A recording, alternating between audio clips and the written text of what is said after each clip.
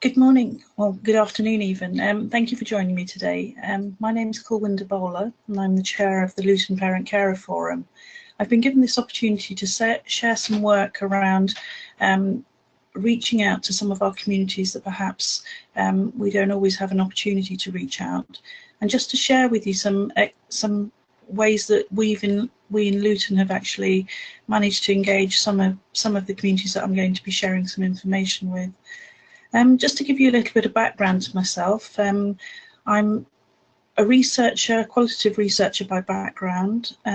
My specialism is education, health and ethnic minority research. Prior to moving into research, I used to work in local authority regional work, so the London councils and the GLA. So I've had sort of a varied career, mostly local authority work, and then in the last 10 years as a qualitative researcher where I had to retrain. So it's really bringing in those skills and that sort of interest of mine into the Parent Forum that I'm hoping to sort of share with you today. So without much ado, I'll start the presentation. Okay. So the timings of the questions, there'll be as a considerable number of attendees that are actually participating. Verbal questions won't be possible to take because you will be muted throughout. However, there will be an opportunity to ask questions and send them in, and we can sort of try and answer them that way. Also, I'll select as many relevant questions as possible to answer in the time that we have. But obviously, if we can't get through all of them, we'll make sure that we answer them and get back to you with the answers. Okay. Further relevant questions are not covered in the time allowed. Like I say, we will sort of get contact to make a list of those and circulate them as soon as we can. At the end of the webinar, a short questionnaire will be launched to really sort of ask you how and what future information we could use for training. So look out for that online feedback form effectively. Okay, so today we'll aim to cover a range of things, but really it's to share with you and hopefully in some way enable peer-to-peer support. It's also a way of highlighting why reaching out can sometimes be quite complex, and also to recognise that, you know, everyone has limitations. We can't do everything all the time. And if we leave with anything today, it's just one thing that you could take away and actually make a change within your own forums. So hopefully one pledge that we can all walk away to reach further. Right, so we hear this term quite a lot, seldom heard, but what does it actually mean? It means different things to different people, I think, and for this particular area of work, what we'll be looking at is describing the groups and their experiences, and they're seldom heard, not because they don't have a voice that is worth listening to. It's around the fact that often people find it difficult to know how to hear that voice. So traditionally, we've been looking at groups around the Black and minority ethnic communities, Asian, Black, people that tended to fit this area. But actually, it's a much, much wider group than this. We have gypsy, traveller, lesbian, gay, bisexual, transsexuals, asylum seekers, refugees, those that have their own needs themselves, so adults with disabilities, families with disabilities, and obviously the elements that they bring with that, the inability to perhaps speak in English because it may not be their first language.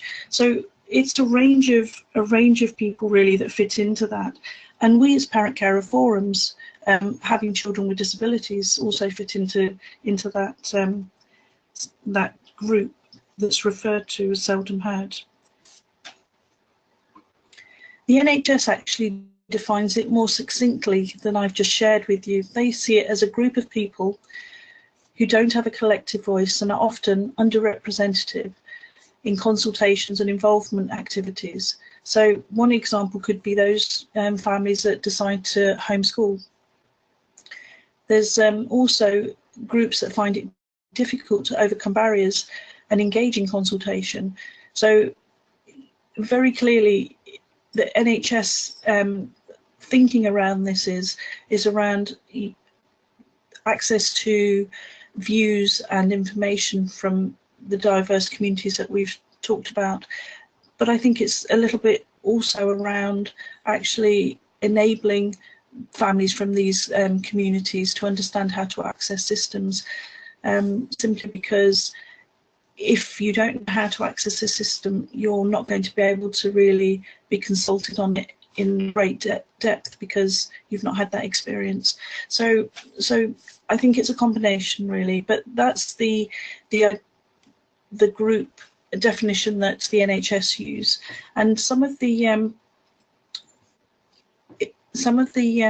information that you see on Contact and the National Network Parent Carer Forum around hard to reach is actually a subgroup and comes from the family fund description.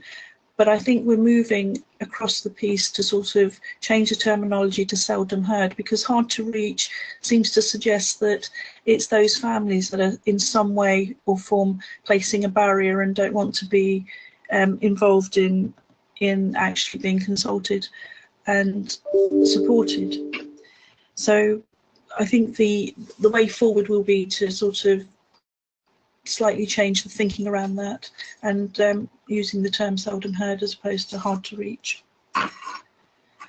Okay, so factors that contribute to these families and our families becoming seldom heard. Well, we've touched upon it slightly, but one of the things that families say that they feel uncomfortable about is when they share things that they might be being judged for their way of living. So, you know, there's areas of your sexuality, for example. You might feel that actually it's not acceptable to be, or not perceived to be acceptable to be saying that you're gay, and that might be an issue. So you don't want to really be part and parcel of the actual involvement of participation if you feel judged. You also might feel that people around you might, or professionals might be a little bit unfriendly, or that you're not actually listened to, that people look at you but they're not really listening, they're not taking away what you're sharing with them. Others might feel that there's gatekeepers, and those gatekeepers are non-committal, so they don't know whether the information they've shared and the time they've taken to share has actually made a difference. So, you know, why are they doing that? And obviously there's poor communication. People might say and do something that's actually not interpreted in the best way possible, or there might be little or no understanding about the issue that's actually being discussed.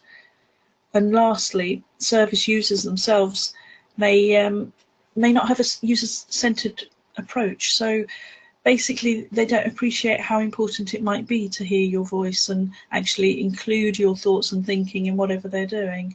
So these are some of the factors that parent carers have said that make them feel like they're not being heard. Okay, so as a group, we've described, you know, what makes up these people. So it could be any one of the range of people that we've seen this sort of caricature. And what makes these hard to describe is that what tends to happen is that we don't see each of ourselves as being someone that's part of a group that might need support in accessing other services, but actually all of us probably could, between us, hold up and say there have been times where you didn't know where to go or how to access something. Okay, so one of the questions that really comes up quite a lot is, why is it so difficult to access these groups, or groups like our own? And it's quite straightforward if we think about it. It's really around how we feel about doing something that we're not really comfortable with doing. So often we feel self-conscious.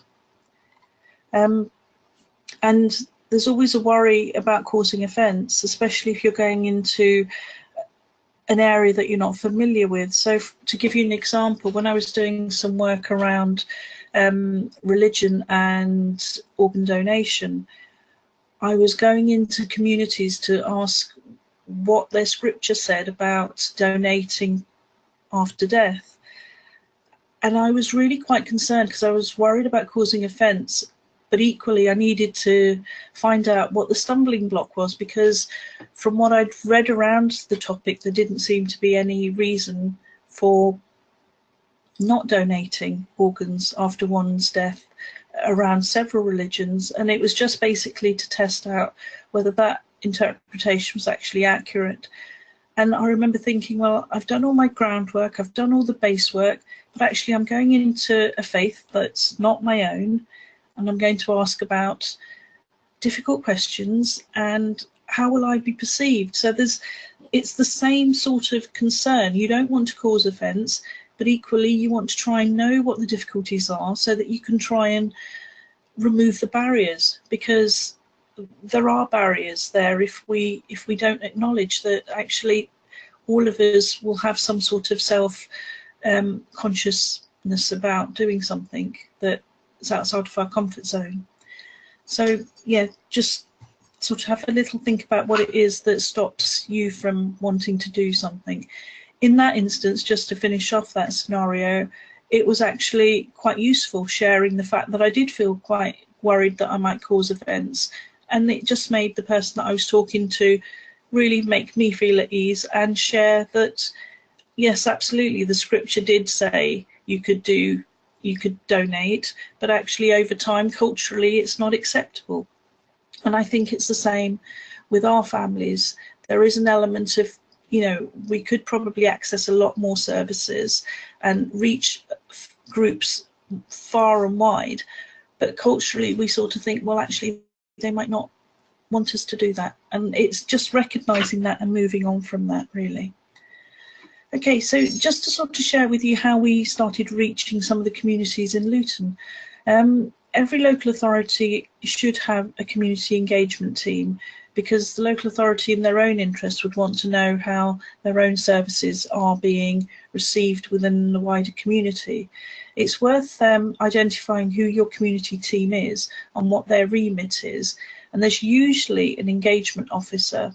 Now, I would make friends with the engagement officer because that team is absolutely paramount in enabling you to reach out. And when they're reaching out into the Seldom Heard groups, they're doing it with the backing of a wider and larger organisation, whether that be the local authority or whether it be health. So by making sort of good links with the engagement officer, you have an inroad. And with that inroad, you can use that to then follow up the groups that you're interested in. So that's how we actually initially started in Luton. Okay, and the other reason we probably wouldn't want to do this on your own is because you don't want to be knocking on doors, really. It's, we're not cold callers. We don't want to be sort of frightening people away. So actually having an established route and going in with a recognised remit will help you, and it'll also help you to keep sustainable links for the future. So this diagram here that you can see is really how we've been working. So SHG stands for Seldom Heard Group. So in the first instance, the forum might try to approach the group but might not get through. But if you do it via the professional, then you have that greater opportunity. And similarly with community groups, there's community leaders that would actually have access to their groups automatically, and to sort of engage with those leaders of various communities will also enable you to have access to those Seldom Heard groups. So to give you an example,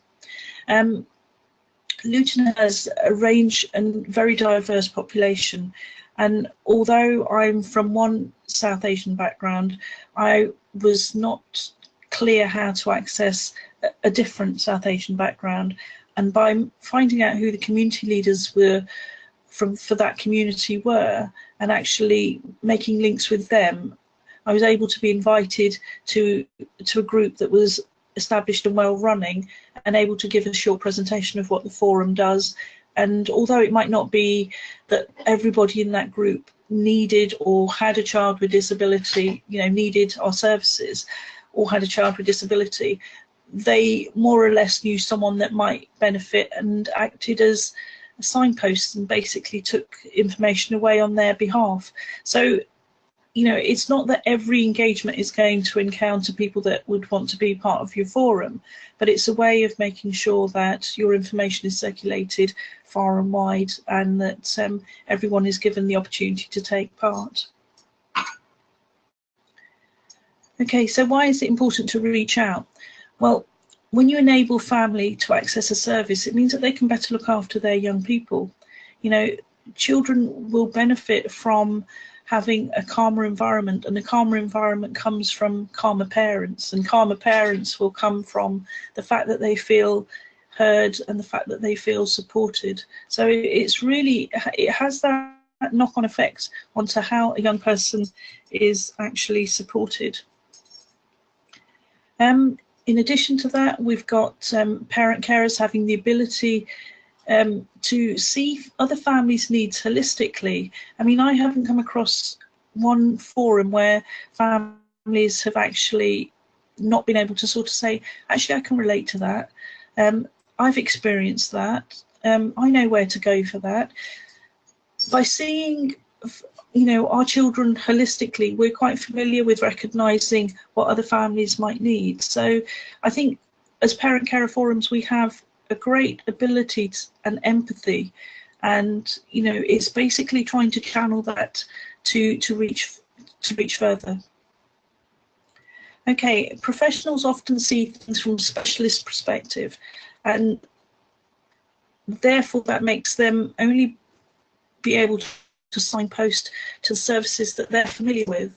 Our families see a number of specialists, so just from that very fact, we tend to have an expert exposure to our child's needs and a greater understanding of what services are out there.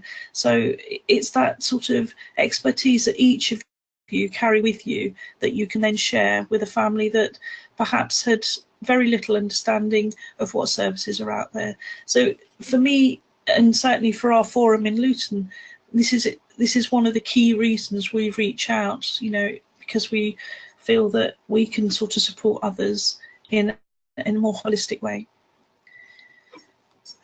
Obviously it matters because it enables equity of service. If you have a very diverse population, even if you don't, making sure that the population that you do have is accessing the services equally is paramount, really, because it's just the right thing to do. Obviously, one of the ways is to make sure that you know who you're collecting information on would be to keep accurate information and use that data. And for example, if I share with you how we've done it, we collected some information and identified where, in relation to the membership we have in Luton, met the membership that was described in the census, and compared the two, and that enabled us to see actually what reach we were actually having, and or lack of it, and certainly helps us identify gaps. So reaching out in that way sort of showed that we weren't reaching further and we could do a lot better. And it also, once you have reached out, the immense relief that some families have of feeling empowered by knowing that they're talking to someone that has been there and actually experienced the similar scenarios to yourself and found a way through. So, that there's a whole element of empowerment that's really really in itself a reason to be reaching out. Making more, what it's done for us is made us more responsive to local area needs. It's also raised our profile amongst health, because all of a sudden, you know, we've got a membership that actually fits nicely into seeking out and wanting to use that membership to work with commissioning around what services to commission best, how and where, you know, services should be pitched, who the sort of providers are. It's actually been quite breathtaking in terms of the reach that you could have if you've, you know, trying to sort of reach different communities. And I'm not specifically talking about ethnicity here, I'm talking about the wider element of that we spoke about earlier. So families that, you know, harder to engage around mental health problems, maybe geographically they're challenged in terms of being sparsely located in rural communities. Even families that are asylum seekers or regarded as homeless or are carers themselves. So, you know, when I'm referring to the Seldom Heard, it isn't specifically about ethnicity. So, you know, I just wanted to reiterate that. And actually having that data has really sort of, in health size, made us a valuable group to be engaging with.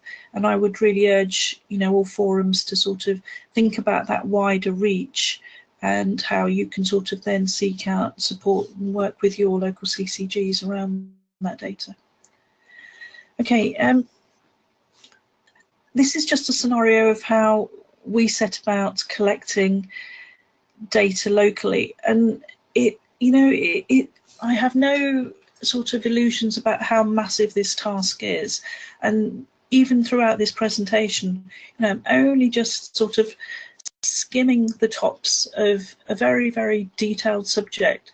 So this is just basically to share how we started on collecting ethnicity data, and the reason we started on ethnicity rather than any of the other subsections that form the Seldom Heard group was because of my background. It was an area that I was familiar with. It was an area that I knew I could get a range of inroads to.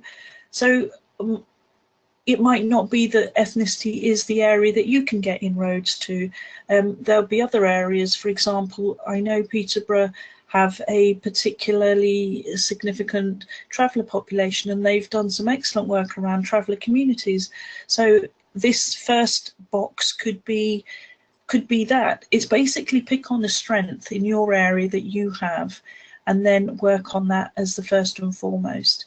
And once you have the confidence that you're collecting that data, then move on to something that's a little bit more challenging. So in Luton, we've had a considerable settlement of Eastern European, and there's a significant number of Polish families that we really want to engage with. So that's an area that we're focusing our attempts on at the moment. And furthermore, we'd like to engage with more LAC families, you know, children that are looked after through adoption or are actually being fostered. And that's an area that we have very, very little data on. So, you know, I suppose what this slide is really meant to say is pick on your strengths. Once you've got that under your belt to some degree, move on to the areas that you find the next sort of challenging, but leave the most challenging until you've got a little bit, you know, until you've built up a head of steam, I suppose, is what that's really trying to share with you. But don't at all think actually you can do everything all at once, because nobody can. You know, there's a range of families that we've just identified in that area of Seldom Heard. So don't sort of, I suppose, beat yourself up about the fact that you might not have a range at the moment. You know, start somewhere, but start and move on is the thing I'd like to share with you there. Okay, collecting diversity data and using diversity data. Again, we collect this in different ways. Most of us use some sort of data collection form. All I would say is, just have a little think about the data that you are collecting. Is it really meaningful? And how are you going to use the data you're collecting? And also, if you're not using it, I'd question why you're collecting it, especially in links to the new legislation changes that are happening in May around the data protection, where keeping any data has to show complete and complicit consent has been taken. So a tick box of we're going to put your data on our database isn't going to be sufficient.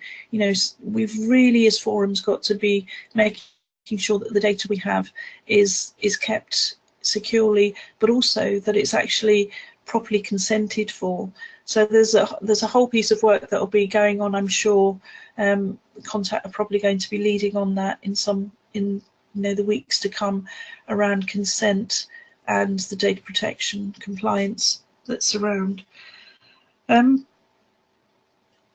Okay, so this is again just sharing how we use our data. We've got a membership form that not only asks about the individual member, i.e. the parent, but we ask about the young person. So if I take the first chart, which is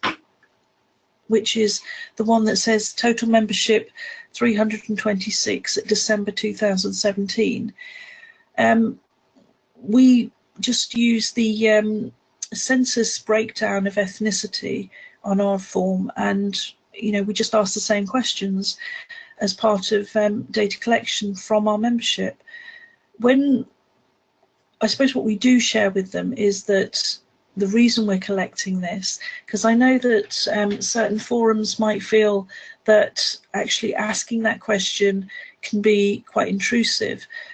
But actually, if you share with them why you're collecting it, so for example, within our population, we shared that if we didn't know that we were reaching the Asian community, for example, then that would be quite something, considering our population mix is, quite significant South Asian community. So by sharing the fact that actually it's being used to make sure services understand their population, and that we as an interface into strategic level decision making need to be hearing those voices, to share those voices in at that level, made families really sort of want to give their ethnicity. So yeah, it's basically spending the time, and it is extremely time consuming, there's no doubt about it. We don't leave our forms for people to fill in and send back. We sit down with them and we go through the form and we share what each of the questions mean and why we're collecting that data. So it's a time consuming task, but it is worth doing because the data you get is useful.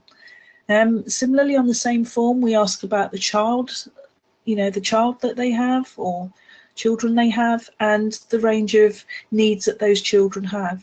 So again, at December 2017, we had information on 344 children, and of which those are the range of needs that were shared with us.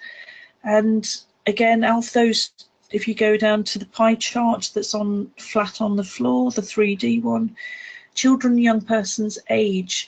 Now this one's been really useful because, do you remember I was saying the CCG were quite interested in the data we were holding? Well, this data is useful across the board because what it does is share how many children of those 344 are split by age. So we've got a considerable population that's in the primary age group. So what that basically means is that our high schools really need to be gearing up to receiving young people with SEN support, maybe EHCs in the mainstream sector. So it's actually knowing how to use that data across a range of platforms. So this wasn't just data for us to be using to ensure that we're reaching people, it was also data that we were using to make sure that we were enabling colleagues across education, health and social care to really see the impact of young people with additional needs coming through the system. And were they really prepared for this? I mean, obviously you have the school census and each individual school might be aware, and obviously the local authority schools department would be aware of the number of children coming through. But actually it was interesting for health and social care to sit back and see this data. So we're one of those organisations, and I say we when I'm talking about all forums, not just the Luton Forum. We're an organisation in terms that actually has a very privileged position of being able to access a range of strategic level decision makers. And if we know what we have and we can predict, or we can help predict need, then it just adds an extra bow to our string. So yeah, and for us it's just raised our profile within the town, and in a way that's been brilliant. But the but is that it just means more and more work, which is great if you've got the capacity, but like every other forum we struggle with capacity. So it's great work, but hard work, and sometimes never-ending work. So I mean, I wouldn't want to deter you from it, but I just want you to be realistic about it. Okay. So now I thought you're probably a bit tired of hearing my voice, so I'll give you a little quiz to do. It's around symbols that you see and what they might mean and what they're linked to. So, I mean, these are just symbols that you might see in and around the towns and cities that you live in. And I wonder if you have seen them, if you've ever stopped to think what they might mean or who they might belong to. So this really is to share with you who these symbols belong to. I wish at this point we could really sort of have an interactive session, but I'm going to sort of move it on and just sort of say early Christianity. And I guess, I suppose you would have thought it was that, maybe not. But yeah, Jainism is a really, really old faith.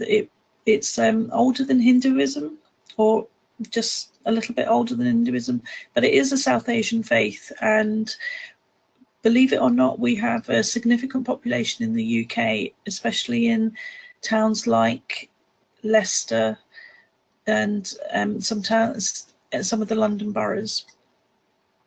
Jewish, I suppose you got this one, the menorah, the candles. Sikh, you'll see this symbol outside most Sikh temples, and on probably a flag post or a mast that's usually orange. Now, this one, I suppose you gathered, is the symbol for Allah, Islam. Now this one, when we did this workshop in the Eastern region, it was interesting. People thought this was Baha'i or Zoroastrian, which are very, very old faiths and excellent guesses. So I remember sort of being really surprised at the person that had made a stab at that guess. But that's one of the symbols for Buddhist faith, and that's Hinduism. So we're left with a crest and star, and that is actually, that's actually another symbol for Islam. So where you see the writing actually means or reads Allah, and the crest and star is the symbol most prominently used at the top of minarets. Now, when you're walking around your local town, city, most of these symbols are overtly displayed, but it's just that, it's not something you do every day, is that you don't walk around looking for symbols. But if you did and you see them, that would give you an inroad to the sorts of minority communities that are in your area. And you know, it's just one of those things that might give you a little bit of the heads up. Okay, you see, that was what it was meant to do. Okay. Right.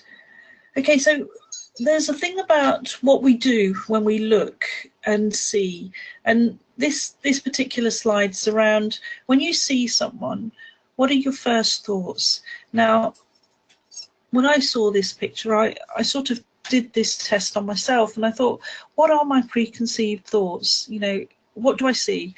I see a young Western woman. I think she might be educated. She might even be a professional. And she looks single and pretty independent to me.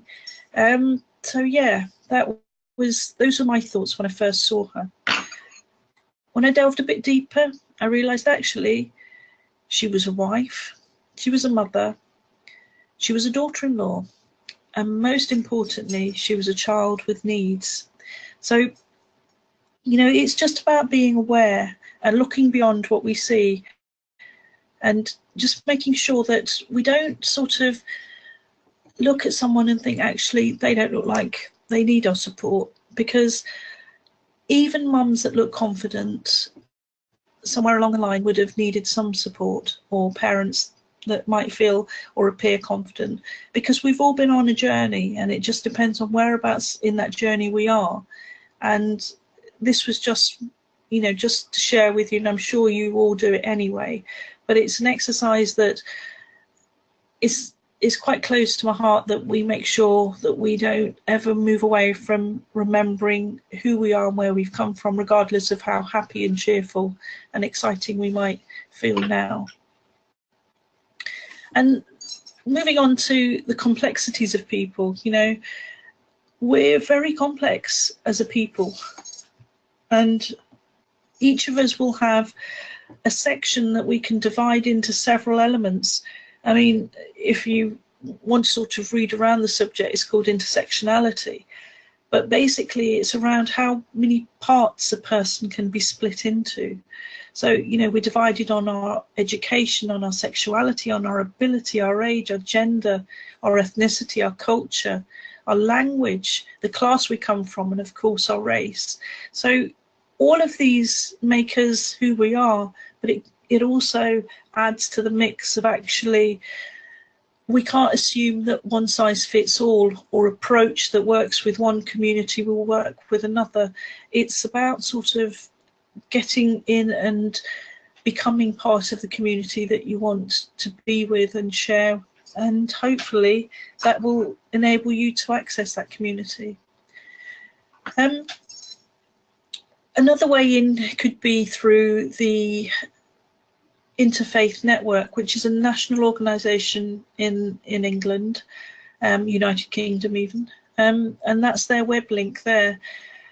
What this will enable you to do is actually access perhaps groups in your local area. Now, these are people of different faiths at a senior position within that faith, meeting together on a regular basis to just keep in touch, basically, and make greater links. And even if we're invited as forums to a coffee event, then, you know, you can build from there. You can access different faiths via this route as well. And I'm sure there's other routes, but these are just some of the ones that we've done. Okay, if you prefer to go it alone, and you're confident enough to want to do that, that's absolutely great too. This web link just takes you to some areas of do's and don'ts, but I've listed out the same list that you'll find. Basically, it's about making an appointment, making sure that you cover up, and being prepared to remove your shoes and cover your head, and actually not being taken aback if people are not making eye contact with you, because different cultures have different approaches to speaking to women. And I am referring mostly to women with this slide, because it is a slide that's aimed at us rather than men from within the forum, because they will, although they might still have to remove their shoes and cover their head, the other elements wouldn't really apply. So, you know, you would probably be greeted with a shake of the hand and face-to-face contact. It's just, as a female, to be aware that if someone isn't directly looking at you in the face, it's no disrespect to you. In fact, they're doing the exact opposite. They're trying to show you immense respect by not looking you directly in the face. If you do go in, enjoy your visit, because it's worth having a look around and just soaking up the atmosphere. And the more you go, the more you'll sort of become a familiar face, and people will probably gravitate towards you. So you wouldn't have to do any hard sell to join the forum. You know, just actually having maybe a regular coffee morning might be a way to do that. So, you know, by all means, don't feel deterred from not making direct contact. The Interfaith Council was just one option should you feel a more stepped approach was needed. Okay, we're almost at the end of the presentation, and I'm just going to sort of look to see what questions we have in. So if you could just bear with me. Okay, I'm just looking at a question that's come through, and thank you for that. It's actually, how do we get in touch with people who don't use the internet or have an email? We don't have a postal address, but due to funding, we can't keep these people engaged at the same level. And I completely hear that. That is a really difficult one. I mean, we make sure that we do have a contact way. So if they don't have internet and they don't have email, what we do ask for is a postal address, and we share with them the reasons for that, saying that, you know, the whole point of being part of the forum is to hear their voices, and from time to time we will be engaging them in some sort of open event where they'll be invited to share their views, and we can only do that if we have a contact point. And usually by explaining that, families are quite happy to give their address. So, I mean, I completely see you would have, based on the scenario that you've shared, if you have no address and they have no internet and they have no email, you wouldn't be able to be able to engage as effectively as perhaps you would like. So yeah, I would say you can't without some sort of way of contacting that family. Okay, if there's any other questions or any points of clarification, I think if you wouldn't mind emailing them in, that would be great. Otherwise, we're almost at the end of the presentation, and I'll thank you for your participation. I'm just going to check with my colleague to see if there are any other questions that have come through. Hello there, Kulwinder. We've had just one or two, and they are all around people making contact when there's no access to social media and no postal addresses. So we do seem to have quite a theme for those questions. Yeah, and like I say, I think that's absolutely the issue, really. If we don't, I mean, we've got 80 families in Luton that don't actually have an internet access, and obviously that would then deter them from being able to receive any newsletters. But we're a really small place, so I can completely empathise and sympathise with the fact that if you live in one of our more spacious forums and cover a vast area, then, you know, you can't be knocking on everyone's door, and you can't be sort of picking out central locations to invite people if you've got nowhere to send the invite.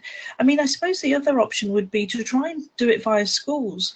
If you feel really reluctant about asking someone what their address is, perhaps identifying what school their child goes to and making sure that you send your flyers, your leaflets to the school that the child's at, with a hope that it's going to be sent home in their book bag. I mean, you know, that might be an approach. I haven't used it in Luton, but we probably would try now that I've thought of it.